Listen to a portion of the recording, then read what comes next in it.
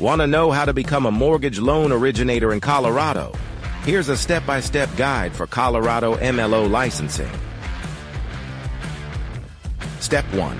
Start and complete an NMLS-approved mortgage loan originator course, plus our 2-hour Colorado MLO laws course. You'll also need your NMLS ID number, which we can help you obtain as part of our registration process. Step 2.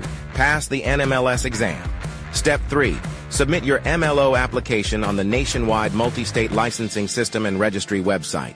Finally, you can start working independently for a mortgage broker or mortgage banker originating residential loans. Visit 24houredu.com to start now or call us today at 888-405-4453. We have everything you need, plus our exam prep package is included free.